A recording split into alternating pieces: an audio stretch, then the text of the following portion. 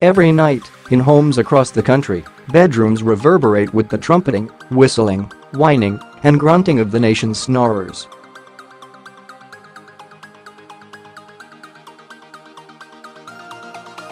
It's a deafening cacophony that blights an estimated 60% of the population and their long-suffering partners and fuels a lucrative and ever-growing trade in snore-busting gadgets and remedies.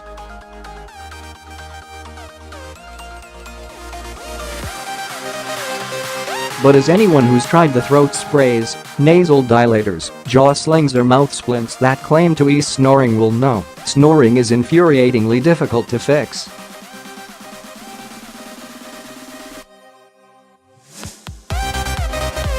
It is just one more insulting consequence of the aging process, and therefore extremely common.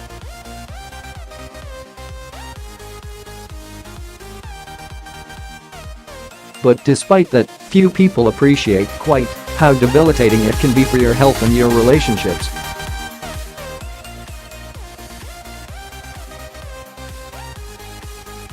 As one of the UK's top ear, nose and throat consultants, I see a regular stream of patients whose lives are blighted by the sounds they make when they're asleep.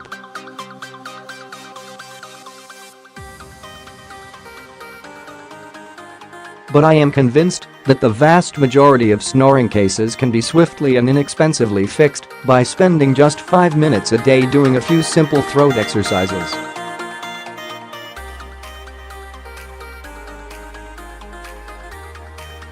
The plethora of gadgets and sprays on the market rarely work, but my studies show that these exercises definitely do.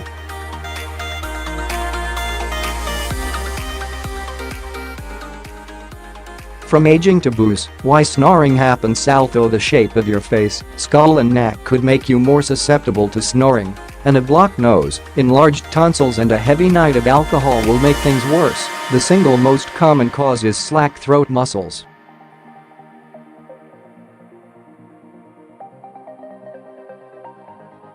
At night, when we drift into the deepest phases of sleep and all our muscles relax, the tissues at the back of the throat can become floppy, causing the air that passes through them to make a noise like a flag flapping in the wind.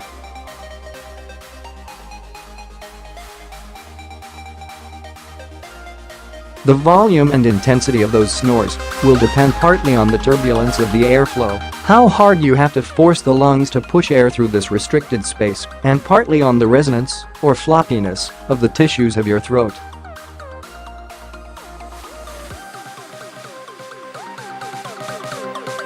These include the soft palate, the fleshy part at the back of the roof of the mouth, the uvula, the dangly thing at the back of your throat, and the epiglottis, the flap of tissue which sits beneath the tongue at the back of the throat and closes the windpipe while you are eating to prevent food entering your airways.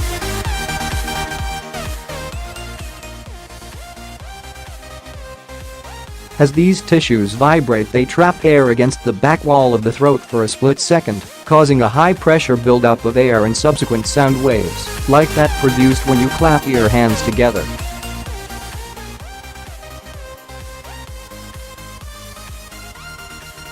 If you are overweight, the problem and volume will be exacerbated as layers of fat increase the pressure on the windpipe when you are lying down, forcing your lungs to work harder to push air through the restricted gap.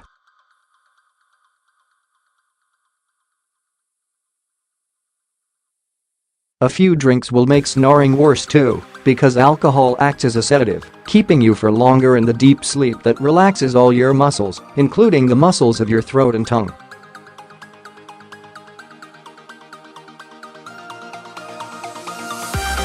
Why it's bad for you. The snorer might sound as if they are blissfully sleeping, but their body will be struggling to get air in and out through slack and floppy airways, and this extra effort will ultimately compromise the quality of the deeply restorative phases of sleep.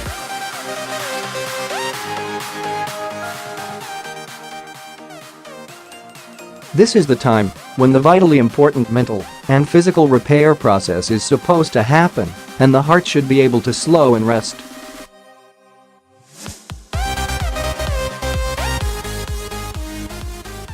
Although snoring is more likely to occur if you are overweight, it can also trap you in a vicious cycle whereby the snoring itself triggers weight gain.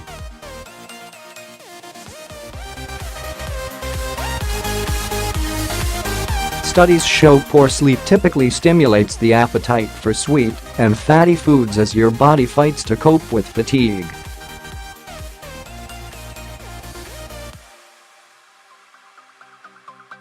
As long-term snoring causes protracted sleep deprivation, which in turn means your snoring worsens, the weight piles on.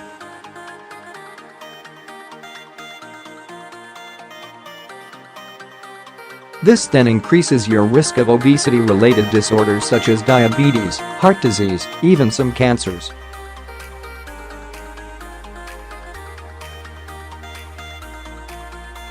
Snoring is a potent trigger for bitterness, ridicule and resentment in relationships, and studies show that for around 6% of couples, bad snoring can be enough to trigger marriage breakdown.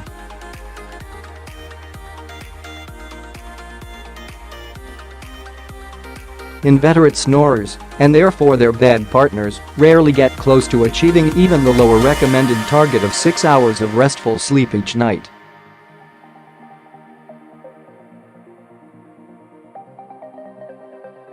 Studies show the partner of a snorer loses 90 minutes of sleep most nights and so gradually builds a sleep debt that